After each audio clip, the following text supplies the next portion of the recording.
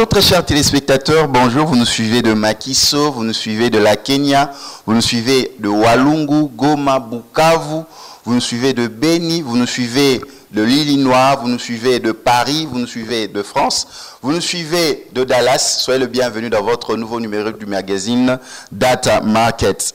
Merci pour vos encouragements, merci pour tous ces mots gentils par rapport au numéro que nous avons présenté avec cet entrepreneur qui venait pour créer des entreprises ici à Kinshasa. Je cite Alphonse Mwambi qui est hollandais d'origine congolaise.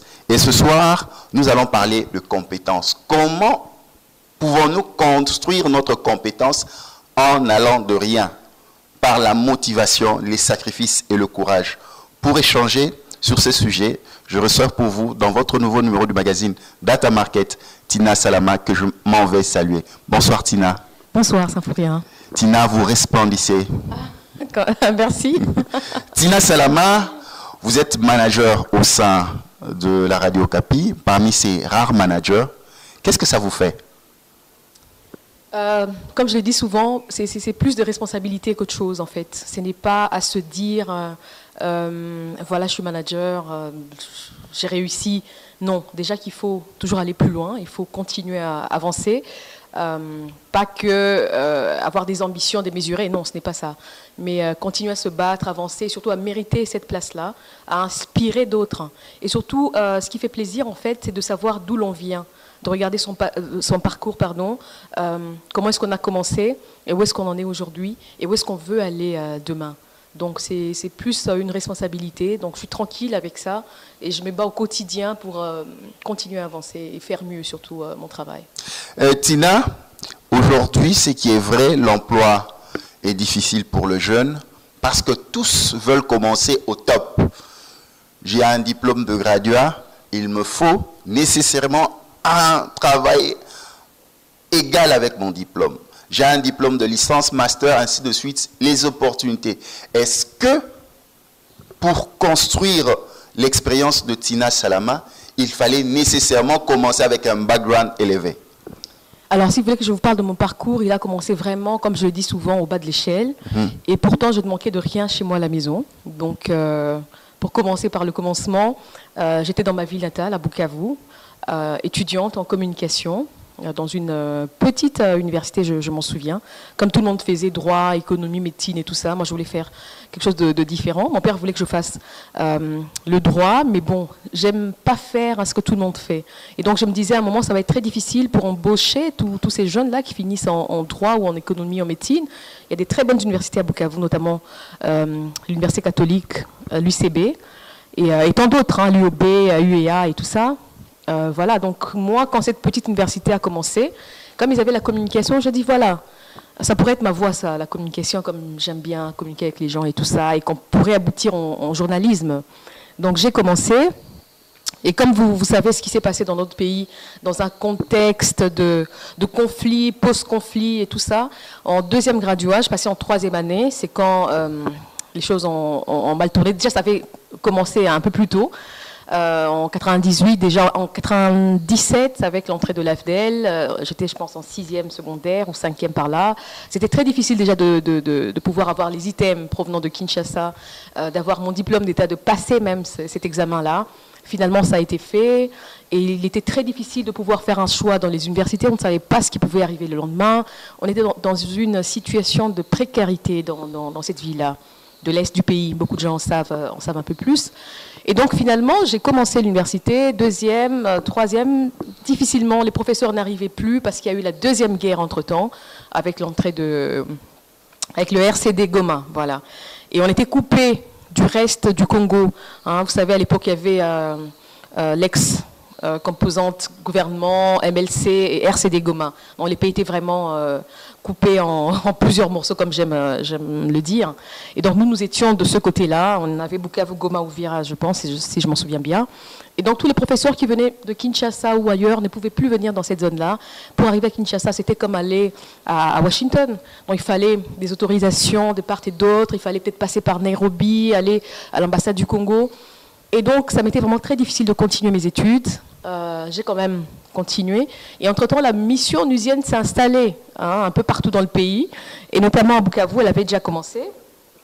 Et je me rappelle qu'ils ont eu ce projet-là de créer une radio onusienne au sein de la mission qui parlerait des activités de cette mission.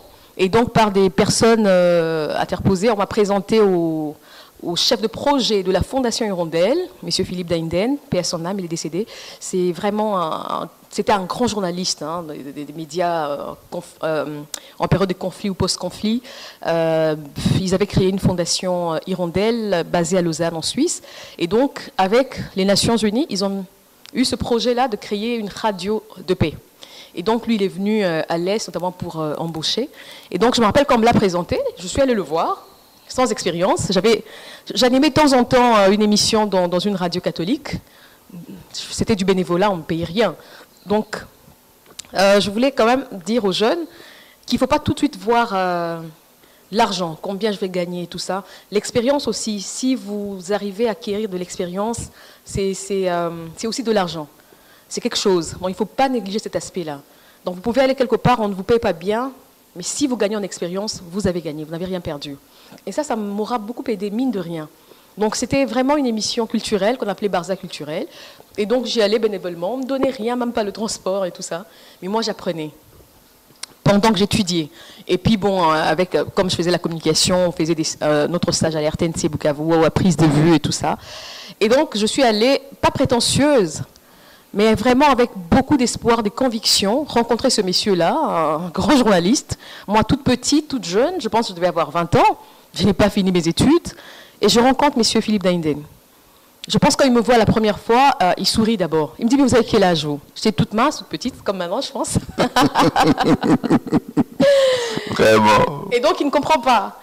Je lui dis, oui, voilà, je suis là, je voudrais que vous puissiez m'embaucher. J'ai appris que vous avez un projet de créer une radio ici. Voilà, je voudrais essayer. Il me dit, d'accord, vous avez quel diplôme? Je lui dis, aucun, pas encore. Je pense que je vais arrêter mes études parce que ce n'est plus ça, quoi. Je n'étudie plus dans des bonnes conditions et tout ça. Je vais commencer à travailler. Il sourit. Il me dit, vous avez quelle expérience en journalisme? Je lui dis, pas grand-chose, hein. J'anime une petite émission de temps en temps. Il dit, mais madame, ou mademoiselle plutôt, est-ce que vous savez que nous sommes aux Nations Unies? Vraiment. Je pense que je tremblais, mais en même temps, j'étais déterminée. Et je lui dis, oui, je sais très bien, mais s'il vous plaît, donnez-moi ma chance. Il me dit, est-ce que vous savez comment les Européens, des fois, réfléchissent, hein? Il voulait vraiment me mettre à l'aise.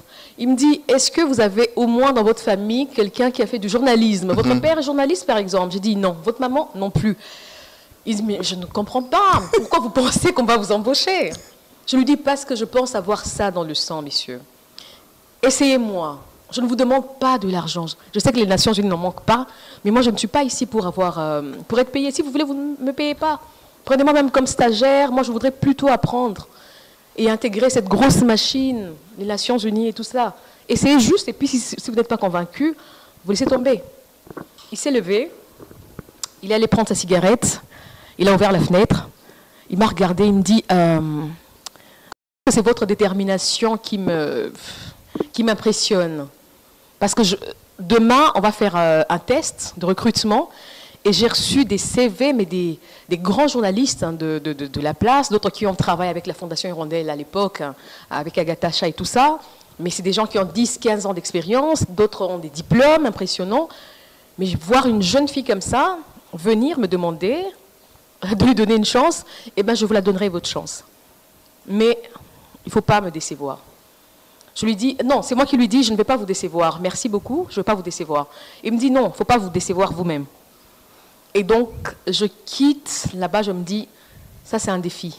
Et j'aime bien les défis. Ça me fait peur, mais je pense que ça booste tellement mon stress que ça me pousse à bien faire. Donc, je devais passer le test le lendemain, sans être préparée. Qu'est-ce que j'ai fait en sortant? Je suis contente, bien évidemment. Je cours rapidement dans un cybercafé. À l'époque, on n'avait pas Internet sur les téléphones. Donc, je vais dans un cybercafé. je commence à me renseigner sur la mission. C'est quoi une mission de maintien de paix? Dans quel cadre cette mission-là a été créée au Congo? Pourquoi le Conseil de sécurité? Qu'est-ce qu'on entend par là? L'Assemblée générale et tout ça. Pourtant, j'ai étudié ça à l'école. Je me rappelle qu'on avait, je pense, un cours sur les Nations Unies et tout ça. Mais je me devais quand même de renforcer mes connaissances dans ce sens-là. Et je voyais un peu les conflits à l'Est. Hein, c'était lié à quoi? À l'époque, on parlait beaucoup du coltan. Hein, et puis, je me suis vraiment... j'ai fait quelques petites recherches là-dessus. Et donc, le lendemain, j'y vais. Effectivement, je suis impressionnée. Je vois plein des journalistes, mais une salle full. Je pense que les places étaient tellement limitées. Ils voulaient peut-être 3 ou 4 journalistes. Mais je vois plein des journalistes. Donc, je viens, je lui dis bonjour. Mais là, il ne me connaît pas. Bonjour, madame. Vraiment... Et donc, j'entre... C'est comme si vous ne vous êtes pas vu la veille. Non, parce que là, c'est tout le monde. C'est vraiment... tout le monde doit passer le test. Hein. Il n'y a plus d'amitié et tout ça. Et c'était même pas mon ami au départ. Donc, je l'avais juste rencontré une fois. Et le lendemain, je venais passer le test. Et donc, j'entre là. On me pose effectivement des questions sur le coltan, les minerais de sang et tout ça. La mission, c'est quoi l'Assemblée générale? Vraiment, comme j'en savais un peu plus, j'avais fait des recherches, donc je réponds, et puis de manière très, je pense, spontanée. Souvent, on cherche à se compliquer pour rien, on veut faire trop savant et tout ça, donc je réponds comme je le pensais, on me pose 2 ou 3 questions sur la crise et tout ça, et après je finis, on devait passer d'autres tests, je pense, plus tard, et c'est comme ça qu'on m'a rappelé que j'ai eu mon premier job, mais c'était plutôt comme... pas comme stagiaire, parce que c'était pas que c'était le stage aux Nations Unies, ils m'ont rappelé pour commencer à Bukavu. Mais on était des journaliers. On nous disait qu'il n'y avait pas encore des contrats. On devait commencer comme ça. Et donc, j'ai commencé. Mais comme on payait les journaliers, donc on nous payait tous de la même manière. Ceux qui torchonnaient, comment on les appelle? En anglais, on dit les cleaners. Les techniciens de surface. Les techniciens de surface. Ceux qui travaillent dans les droits de l'homme, affaires politiques. Donc, la plupart, en tout cas, tous les Congolais, je pense, qui étaient là à ce moment-là, n'avaient pas des contrats. Très peu en avaient, en tout cas. Et donc, tous les journalistes qui ont commencé, c'était des journaliers, dont moi. Donc, j'ai commencé comme journalière. Et je me rappelle, on nous donnait $3 par jour. Donc, chaque journalier avait droit à $3 par jour. Et donc, il fallait, dès que vous arrivez... Non par heure, mais par jour, $3. Par jour, $3. Et donc, il fallait, en arrivant, signer. Et en sortant, vous signez. Là, on va comptabiliser vos heures de service. Donc, il faut faire 8 heures de service. Et qu'est-ce que nous on faisait? Je me rappelle avec des amis, dont Serge Maéché, mon collègue qui avait été assassiné à Bukavu. Oui. On avait commencé en même temps, c'était vraiment un ami, un monsieur très gentil. Et donc avec Serge, qu'est-ce qu'on faisait? On venait même les samedis et dimanches. Même si on ne faisait pas grand-chose, mais on venait quand même. On disait, ah oui, on a des sons à monter et tout ça, pour pouvoir arrondir les fins de mois. Tout à fait. Et mon père n'était pas d'accord avec tout ça, parce que on vivait bien, on ne manquait de rien. Déjà, il n'était pas content de mon choix à l'université. Il n'était pas content que je puisse arrêter l'université pour aller travailler de manière précaire. $3, il disait, mais elle est folle, qu'est-ce qu'elle veut? Il disait à ma mère, mais conseille ta fille, je ne sais pas où est-ce qu'elle veut aller, qu'est-ce qu'elle veut. Voilà comment j'ai commencé. Tina, c'est très frappant. Nous retenons avec les jeunes qui vous suivent, qui recherchent un emploi, la détermination. On ne peut pas avoir tous les diplômes ou toutes les compétences qu'il faut. Vous n'aviez pas à l'époque, mais vous étiez déterminé. 2, le sacrifice. Aller dans les cyber et être payé pas $3 par heure, mais $3 dans une journée de travail. Vous êtes une belle femme. Vous ne manquez de rien chez vous. Vous étiez jeune, plein d'avenir. Mais c'est la détermination. Mais qu'est-ce qui se passe aujourd'hui? Nous avons ces jeunes, par rapport à leur diplôme, ils ne veulent pas commencer cleaner, ils ne veulent pas commencer portier, ils ne veulent pas commencer au bas de l'échelle, mais eux, tout de suite, parce que j'ai un diplôme d'économie, il faut que je sois dans un poste de directeur commercial, ainsi de suite, mais sans savoir que l'expérience compte, ou sans savoir que le premier pas, c'est d'y entrer d'abord. Exactement, c'est d'abord ça. Il faut d'abord commencer quelque part. Et donc, moi, ce que je voyais, c'était plus l'opportunité d'intégrer les Nations Unies. Vous savez que ce n'est pas évident. Surtout quand on est dans une petite ville comme Bukavu, je ne pouvais jamais m'imaginer que je pouvais intégrer les UN.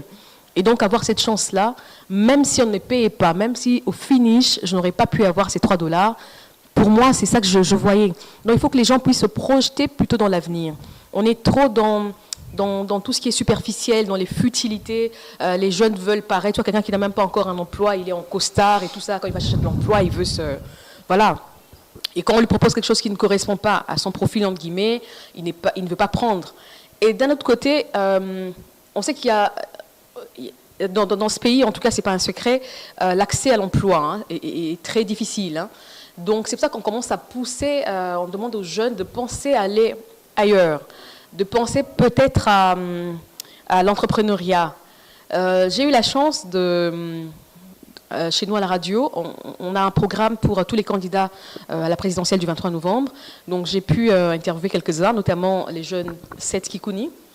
Et il m'a dit quelque chose qui m'a vraiment touchée. Il m'a dit, beaucoup de politiques dans ce pays sont trop dans la démagogie. Ils vont vous bluffer avec des beaux discours, voilà ce qu'on va faire. Il dit, moi je suis plutôt dans la technicité, l'entrepreneuriat, et je pense que c'est ça la colonne vertébrale de l'économie.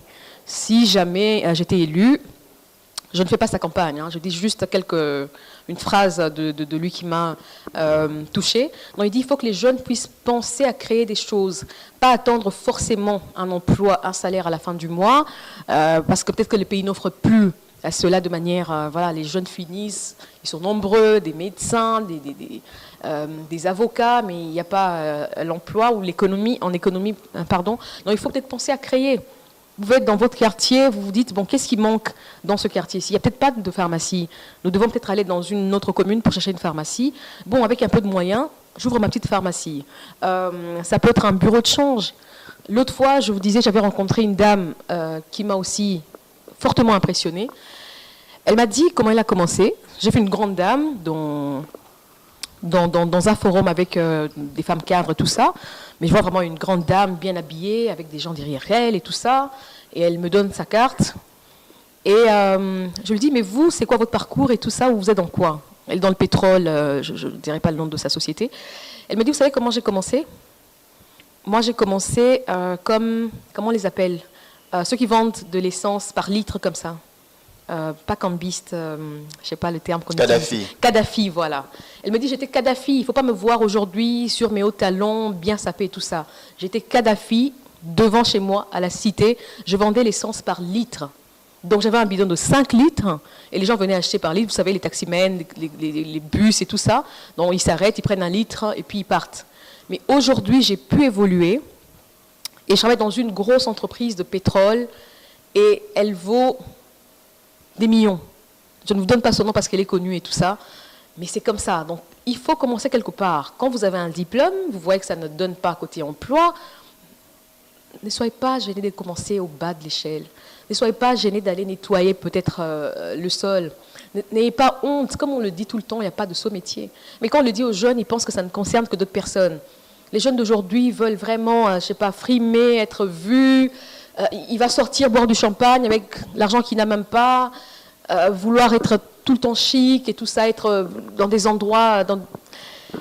On perd du temps, je pense en tout cas dans des futilités. Il faut être déterminé, savoir où est-ce qu'on veut aller. Et si ça implique de commencer au bas de l'échelle, n'hésitez pas. Tina Salama, dites-nous un peu, cette détermination, où est-ce que vous l'avez trouvé? Vous avez vu ça de vos parents?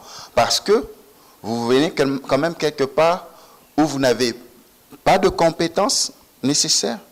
Vous n'avez pas encore fini vos études, mais vous saisissez une opportunité là où il n'y a même pas d'opportunité. C'était quoi l'ambition? Je ne saurais vous le dire, hein, d'où m'était venue cette force-là. Comme je vous dis, quand j'ai un défi, un challenge devant moi, je me dois, je sais pas, je me dois de le remplir, d'aller jusqu'au bout. Effectivement, mon père, hein, c'est un homme c'est un homme qui s'est fait tout seul. Hein. C'est un homme que j'admire beaucoup. Déjà très jeune. À l'époque, il avait sa petite voiture. C'est parmi les jeunes qui travaillaient avec, on va dire, les Blancs dans sa petite ville. Il s'était battu. C'est pas un homme qui a fait non plus des grandes études. Mais je l'ai vu construire, par exemple, ses maisons La première maison, la deuxième, on était locataires, mais très vite, on a quitté cet état-là. On avait une première belle maison, une deuxième qu'on faisait même louer aux Américains. Et il a construit, je pense, la deuxième maison, mon père l'a construite en 15 ans. Il a pris son temps, mais brique par brique. Il s'arrêtait quand il n'avait pas des moyens, il se battait pour... Nous sommes 11. Et donc, j'admirais vraiment ce courage-là qu'il avait à se battre. Il se réveillait tous les matins, mon père. Il allait travailler, revenait le soir. Donc, on avait cette habitude-là de voir un homme dans la maison qui quitte le matin, qui revient le soir. Et on avait notre pain, on ne manquait de rien, comme je l'ai dit. Peut-être est-ce par ça, ou juste un trait de caractère, une personnalité, je pense. Et donc, c'était vraiment de la prétention de ma part. Et même des fois, quand je regarde en arrière, je me dis, waouh, comment j'ai pu faire ça. Et quand on vous fait confiance, vous savez, quand on vous donne une telle confiance, vous devez de ne pas décevoir. Donc c'est comme ça que même, c'est vrai qu'il y a eu des moments, il y a eu des moments très difficiles où je pensais tout laisser tomber parce que à un moment, je m'en souviens, tous mes autres collègues ont pu avoir leur contrat. Je pense qu'au bout de 3 ou 6 mois, tous les autres ont pu signer parce qu'ils avaient des diplômes, parce qu'ils avaient l'expérience. Et la dame qui est venue du personnel de Kinshasa pour recruter, quand elle m'a vue, elle a dit non, celle-là non, elle ne peut pas avoir un contrat. Elle est trop jeune, elle a 20, 21 ans, elle n'a aucun diplôme, non, moi je ne la prends pas. Et donc j'étais très triste, hein. J'ai continué quand même à travailler, donc les autres avec leur contrat, moi comme ça, toujours journalière. Et c'est là que j'ai vu comment les gens peuvent changer en si peu de temps. Dans vos combats, en fait, vous les vivez seuls, c'est pour vous, votre parcours, vous le faites seul. Je voyais des amis d'hier, des amis avec lesquels on partageait un plat de frites chez nous à la cafétéria de la MONUSCO, me dire tout d'un coup qu'ils n'ont plus le temps pour moi pour partager un plat. Ils me disaient, écoute, nous on a un contrat maintenant, on se doit de travailler, hein, on doit faire des preuves, on est désolé. Donc ils montaient dans les Jeep UN, ils allaient en reportage et tout ça. Je broyais du noir, j'étais toute seule. Et donc même quand je propose quelque chose, on met de côté parce que je n'ai pas de contrat. Et donc à un moment, je me suis dit, je vais arrêter quand même. Et des fois, je rentrais sous la pluie, je pleurais. Et mon père me disait, mais je ne te comprends pas. Arrête avec ces histoires-là, continue tes études. Si tu veux aller à l'étranger, peut-être un pays africain ou à Kinshasa, bah, on va se battre pour que tu puisses le faire. Mais arrête, je me disais non. Donc il y avait ce tiraillement entre moi, entre le désespoir, et je me disais, non, ça va donner. Et le jour où je me suis dit, bon, j'arrête tout, ça va. Hein, rester comme ça, journalière, avec beaucoup de mépris, on me dénigre et tout ça, mes collègues ne me considèrent peut-être plus. Je suis allée dans un bureau, il y avait un Camerounais qui est aussi décédé, paix à son âme, qui a aidé beaucoup de jeunes à intégrer aussi cette mission-là à Bukavu. Et je me rappelle, je lui disais, bon, je suis venue te dire au revoir parce que je pense que je vais quitter. Je n'en peux plus de cette situation et tout ça. Parce qu'on ne me promet rien et puis voilà. Il a souri. Il me dit, vous les jeunes d'aujourd'hui, hein. Il dit, aujourd'hui, vous m'admirez ici dans votre ville, vous m'appelez même Mopao et tout ça parce que vous me voyez dans une Jeep UN. Est-ce que tu sais comment j'ai commencé, Tina? Il m'a raconté ses débuts, je pense que j'avais les larmes aux yeux.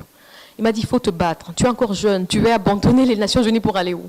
Tu as eu la chance déjà d'être là, tu vas aller où? Regarde le pays dans quel état il est. Donc tu vas aller poursuivre tes études, c'est bien, tu auras l'occasion de finir tes études. Maintenant que tu es là, bats-toi, la vie n'est pas facile. Et ne pense pas que les gens que tu vois aujourd'hui là, ne pense pas qu'ils ont toujours été à ce niveau-là. Il faut écouter les témoignages des uns et des autres, hein, et tu ne penseras plus de la même façon. Un jour, tu vas inspirer d'autres personnes par ton parcours. Je me suis dit, waouh, donc j'avais les larmes aux yeux. J'ai dit, ok, je continue à me battre. Et à l'époque, je me rappelle, on avait une sorte de club d'auditeurs, hein, club d'écoute. Donc les gens écrivaient à la radio pour dire hein, ce qu'ils pensaient, ils faisaient des suggestions et tout ça. Et souvent, les courriels qui arrivaient, c'était, c'est qui Tina Salama? Elle parle bien. On l'aime bien, cette fille. Elle nous rappelle Ghislaine Dupont et tout ça, comme si elle a travaillé à RFI. Donc les gens pensaient que j'étais une grande dame, âgée et tout ça. Donc je pense que c'est ma voix peut-être qui séduisait, parce que j'avais, des fois, me donner la revue de presse. Donc vraiment, c'était rien du tout. Mais même quand tu as aussi, je pense, la grâce de Dieu, je peux dire ça comme ça, c'est pas souvent parce qu'on est fort, parce qu'on est intelligent ou quoi. Souvent, c'est aussi la grâce.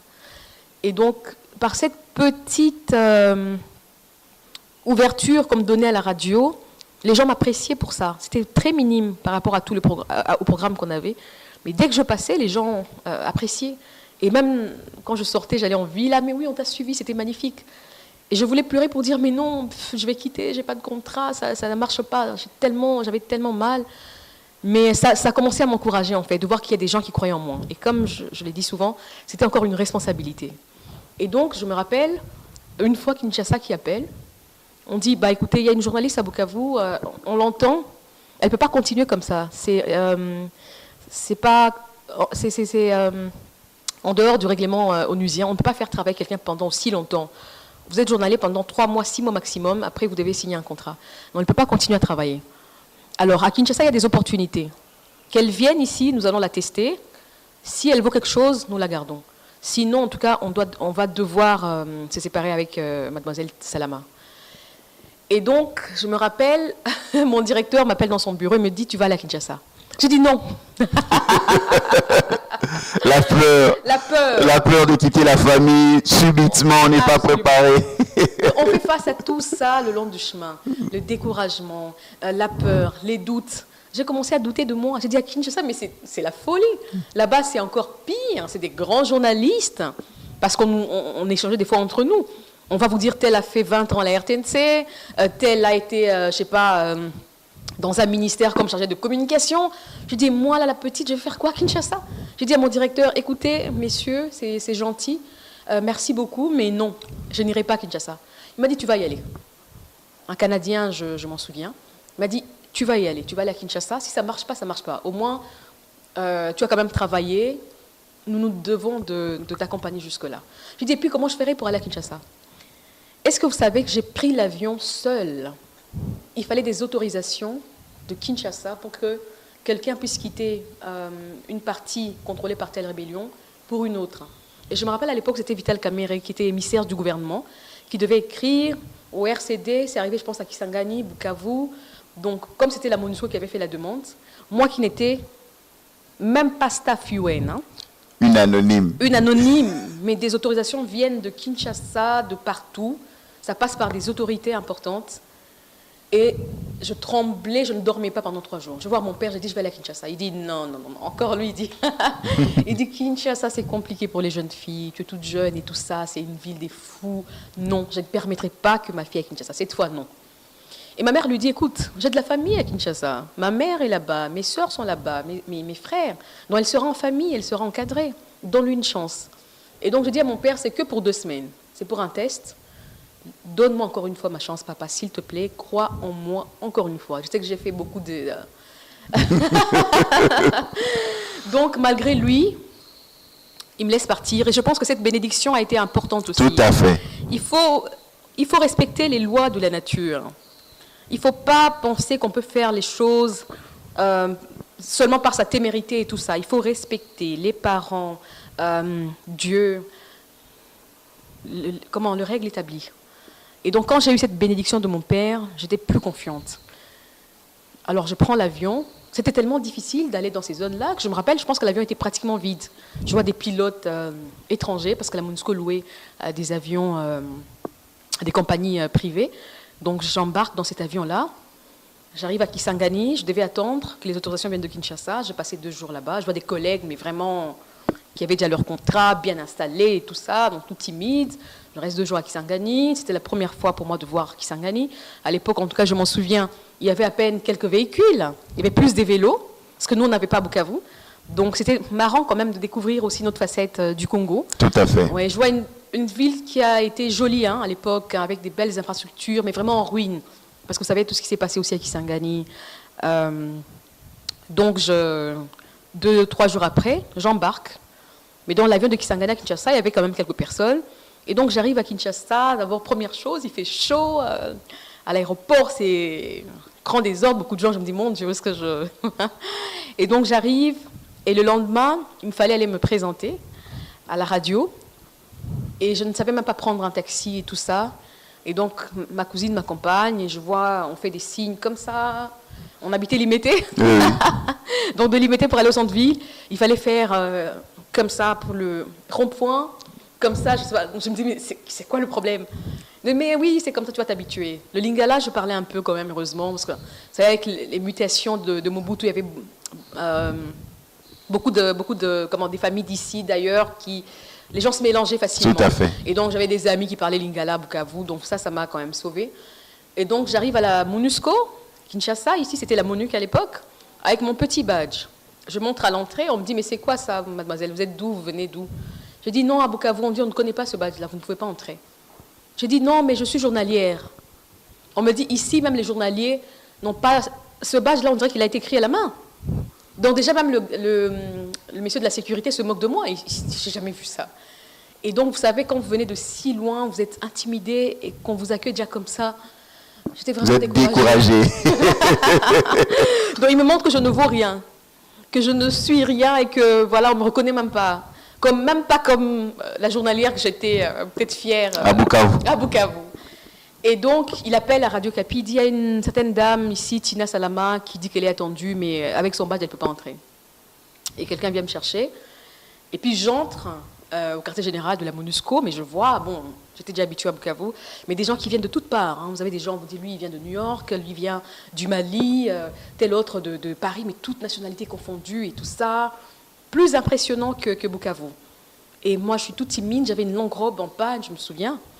Et donc, j'entre à la Radio Kapi, je dis bonjour, c'est moi Tina. Et les collègues viennent, ah, mais t'es si jeune, mais tu as quel âge toi? Et donc, j'étais vraiment intimidée. J'aime bien raconter cette période de ma vie. Mais ils ont été très sympas, ils m'ont très bien reçu et tout ça. Et donc, tout le monde voulait savoir, c'est comment la partie contrôlée par la rébellion, le RCD, comment est-ce que vous vivez? Donc, j'avais 10 000 questions en même temps. Et ça m'a mise en confiance. Et je devais faire normalement 2 semaines. Les directeurs, qui étaient aussi canadiens, côté Fondation Hirondelle, M. Yvan Asselin, un monsieur très, très chic, ils m'écoutent, ils m'observent, ils me posent 2, 3 questions. Et puis, on me dit qu'ils vont créer un programme local à Kinshasa que nous avions déjà expérimenté à Bukavu. Donc, je donne mon point de vue et tout ça. Il y avait d'autres collègues qui sont venus pour parler de ça, mais vous savez, les gens ici, hein, la mentalité, tout le monde se met oui, voilà. Moi, j'ai un peu intimidée, mais je dis 2, 3 mots sans plus. Et tout le monde m'observait. Et normalement, il fallait que je fasse 2 semaines dans ce programme-là, et puis après, on voyait. Et c'était un vendredi, on discute. Je me rappelle, le lundi ou mardi, il m'appelle dans son bureau, en mettant un contrat comme ça. Je vais avoir, je pense, dans 2 ans, je ne sais plus, en me mettant un contrat, il me dit signer. Je lui dis non. La peur intimidée. La peur, je dis non, monsieur, non. On m'a dit que je vais passer 2 semaines d'abord à passer dans différents services ou à expérimenter ce décrochage local que vous voulez mettre en place ici. Il dit, signez. Et donc, je tremblais, je signe. Je lui dis, merci, merci.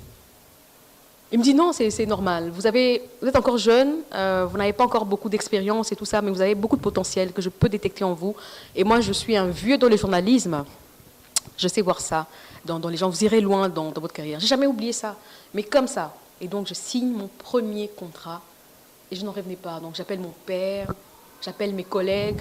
Et donc, quand j'appelle mes collègues, en fait, les gens, je ne dirais pas méchants, ce sont des amis hein, jusqu'à présent. Mais il y a toujours des gens qui vous font des petites remarques, qui vous découragent. Bon, il ne faut pas être découragé aussi par... Donc, moi, toute contente, quand je dis... mais je dis, ah, voilà, j'ai signé un contrat, voilà le montant, je donne mon salaire. Mais oui, tu ne savais pas que nous, on avait même plus que ça. Donc, je ne sens pas cette joie chez les autres. Cette joie réciproque pour encourager. Voici, elle est l'une de nôtres maintenant, même si vous l'étiez depuis. Nous vous avons laissé suivre calmement Tina Salama. C'est pour motiver un jeune. Data Market, c'est pour impulser. Data Market, c'est pour changer notre manière d'être en tant que futur entrepreneur, en tant que futur businessman, en tant que agent au sein de l'entreprise. Vous pouvez manquer toutes les expériences qu'il faut du monde, mais lorsque vous avez votre potentiel, et lorsque vous avez votre patience, et lorsque vous savez endurer, vous allez vous placer dans l'échiquier. Vous êtes là, vous êtes stagiaire, vous vous dites, à quand mon tour, quand est-ce qu'on va vous reconnaître? Sachez-le, quand vous pensez que vous n'êtes pas reconnu, mais la manière de faire votre travail parle pour vous. Votre compétence parle pour vous. Tina Salama, nous prenons déjà la dernière ligne droite de nos échanges. J'apprends, je grandis. Je vois que vous êtes une forte femme. On peut vous attribuer toutes les prétentions. Non, elle est belle, elle est ceci. Mais lorsque on entend ce qui vient de votre cœur. Relatez votre parcours avec les larmes. Bukavu, Kinshasa.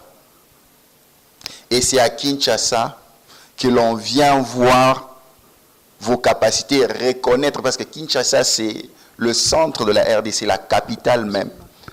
Tina, maintenant, comme nous virons, comment on gravit les échelons? Parce que vous avez commencé au bas de l'échelle. Comment on gravit les échelons jusqu'à devenir parmi ces rares managers femmes à Radio Okapi? Alors, ça, c'est aussi une étape très importante. C'est vrai que quand on a son premier salaire et qu'on a 20, 21 ans, 22 ans, on a, vous savez, on est Safi-Ouen, on est dans une grande ville comme Kinshasa, on peut vite se laisser distraire. Je pense que beaucoup de gens m'ont encouragé à poursuivre mes études. Mais j'étais dans, la belle vie. Je suis à Kinshasa, mais je ne manque de rien. Je pense 6 mois après même, j'ai acheté ma première voiture. Et mes collègues de Kinshasa m'appelaient 6 mois plus tard. 6 mois plus tard. Mais c'était une voiture pourrie qui m'a créé des problèmes plus qu'autre chose. Donc vous voyez, cette jeunesse aussi vous rattrape un moment où vous ne pensez plus planifier. Vous dites, j'ai la vie devant moi, j'ai l'argent et tout ça. Donc ce qui était bien quand même, c'est que comme j'aime découvrir, à chaque fois que je partais en vacances, j'allais dans un pays nouveau, étranger. Donc j'ai fait l'Asie, l'Europe, l'Afrique, beaucoup de pays. Et je voulais voir la culture, comment les gens vivaient. Et à chaque fois que j'arrivais quelque part, j'ai visité les médias, les différents médias. En Afrique du Sud, je suis allée à SABC Africa. Je suis allée en France avec certains collègues. À Mobé-Mévégué, j'ai visité RFI et tout ça. En Italie, Radio Vatican. J'ai même été reçue dans certaines émissions.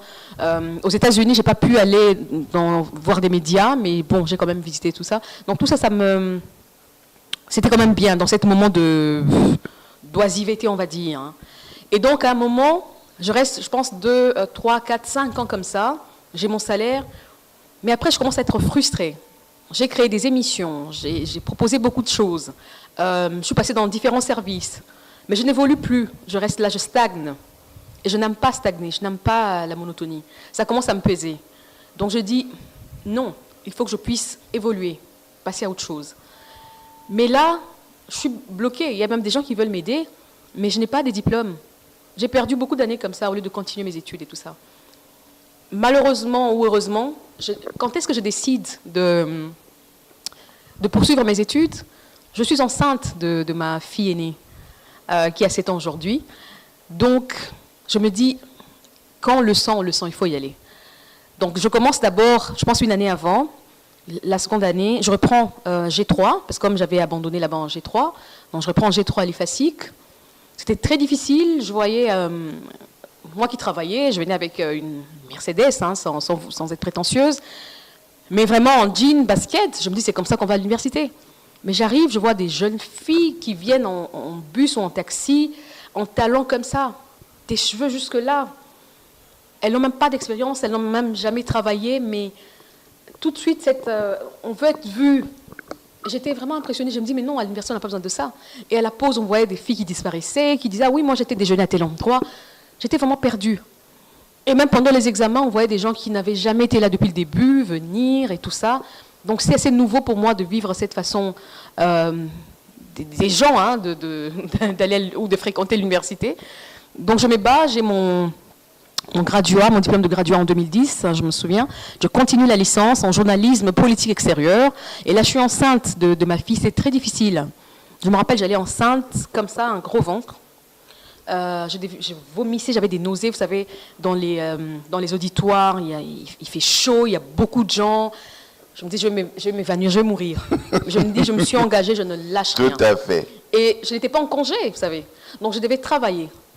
Je devais m'occuper de la maison, à la maison. Je devais aller à l'université. À un moment, arrêter. J'avais un programme du soir à la radio, heureusement. Donc 14 heures au plus tard, je devais quitter l'université, aller à la radio, pouvoir faire mes émissions. C'était presque impossible. Et je l'ai fait jusqu'à la fin de ma grossesse. Je conduisais comme ça. Je me rappelle une fois, un roulage m'arrêtait. Il m'a dit, je vous vois passer ici tout le temps, madame.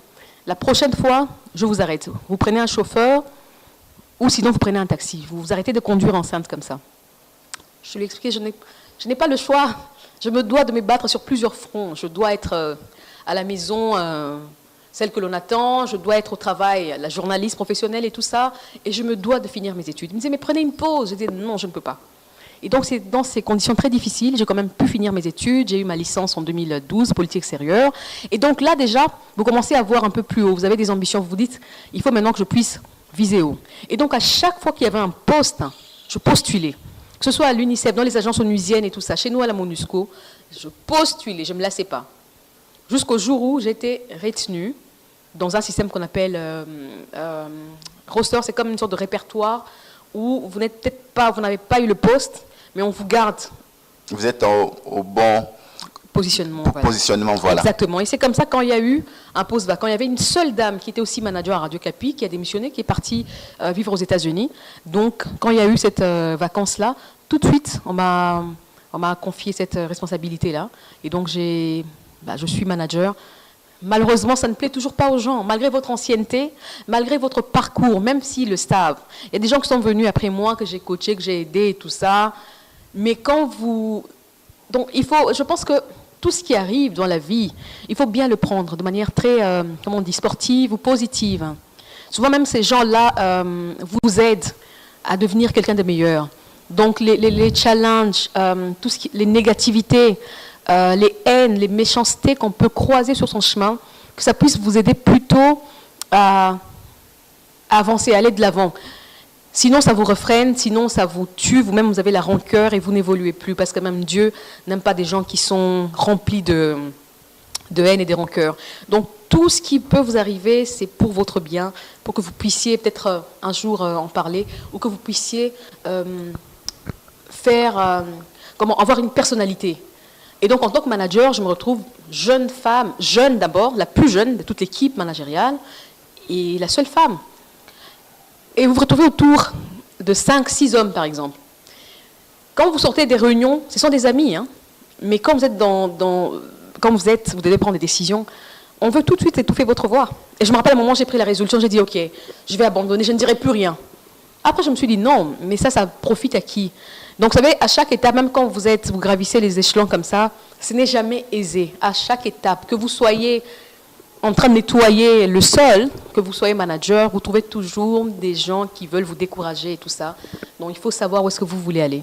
Et donc, même maintenant, comme je suis déjà manager, je me suis dit, qu'est-ce que je peux faire en plus? Je me dis, non, il me faut un master en management maintenant. Journalisme, ça va, je connais. Je suis en train de suivre un master en ligne à Lille, à l'école de journalisme de Lille, en France, sur les management des médias. Parce que je me suis rendu compte qu'il me faut aussi ce côté managérial-là, que je n'avais peut-être pas. Et donc, si vous voulez aller loin, gravir les échelons, donnez-vous les moyens. N'attendez pas qu'on puisse vous apporter sur, comme je l'ai dit souvent, voilà, sur un plateau, voilà, on vous aime bien. Non, les compétents, il y en a. Mais au-delà de ça, il faut avoir quelque chose en plus. Il faut qu'on voit en vous la détermination, quelqu'un qui aime son travail, l'intégrité, le professionnalisme et tout ça.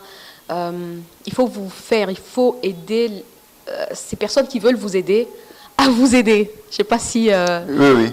ça se comprend. Tina, aujourd'hui, vous en tant que manager, après votre parcours, vous sentez-vous prêt à aider comme on vous a aussi aidé? Je pense que je ne fais que ça. Peut-être... J'en rencontre beaucoup de jeunes, et même quand j'ai fréquenté l'université à ce moment-là, j'ai vu beaucoup de jeunes filles venir vers moi me dire « Nous avions fait le journalisme parce que nous vous apprécions beaucoup ».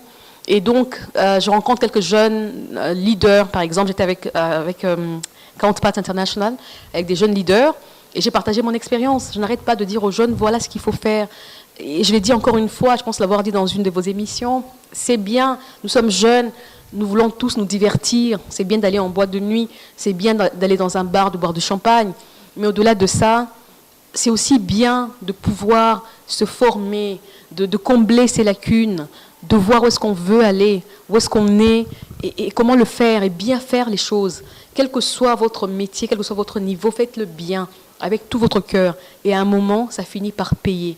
Donc ne soyez pas seulement dans les superficiels, soyez aussi dans le long terme, dans l'avenir. Projetez-vous et battez-vous, c'est pas facile. Tina Salama, tu as parlé avec ton cœur. Et un entrepreneur s'est développé, et un entrepreneur s'est épanoui.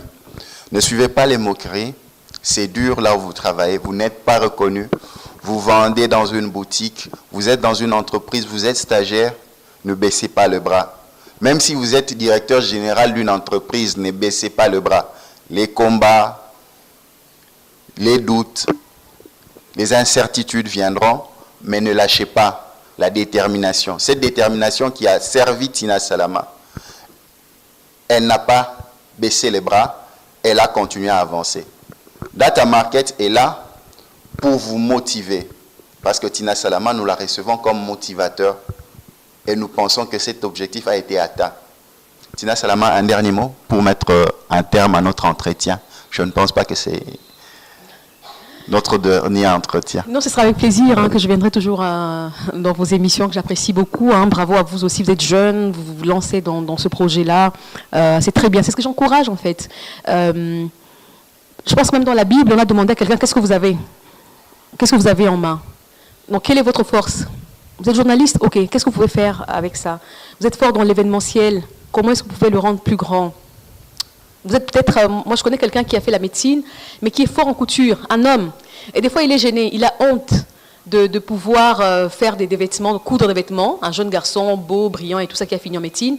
Donc je dis aux gens, non, c'est peut-être par là que tu vas évoluer.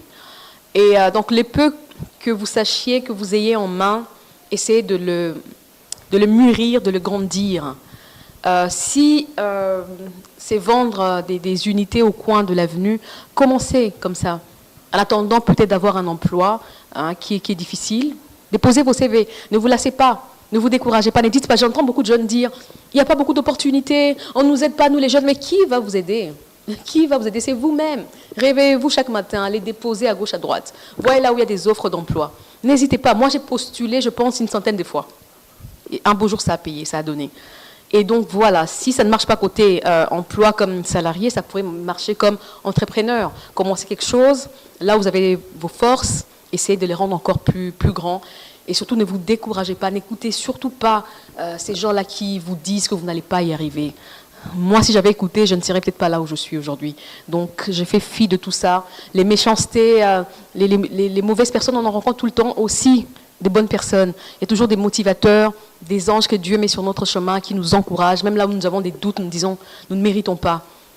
Il faut y aller parce que même ceux qui ont de l'expérience aujourd'hui, des compétences, ils ont commencé quelque part. Donc c'est aussi par habitude qu'on acquiert tout cela. Voilà, allez de l'avant. Bon courage à tous ceux qui sont encore dans cette phase de doute et tout ça ou qui se recherchent. Ça va marcher si vous y mettez votre cœur. Merci Tina Salama. Nous avons reçu pour vous Tina Salama. Vraiment, il faut remercier Tina parce que c'est un grand sacrifice. Le temps qu'elle nous donne, elle a sacrifié ce temps-là par rapport à quelque chose d'important qu'elle devait faire. Vraiment, merci pour cette reconnaissance. Merci à tous nos téléspectateurs. Merci à la grande équipe de Data Market. Chers entrepreneurs, chers fonctionnaires, travailleurs, stagiaires, partout où vous êtes, ne baissez pas le bras. Travaillez, travaillez. Un jour, les portes vont s'ouvrir. Un jour, ça sourira. Merci. À la prochaine. Ciao.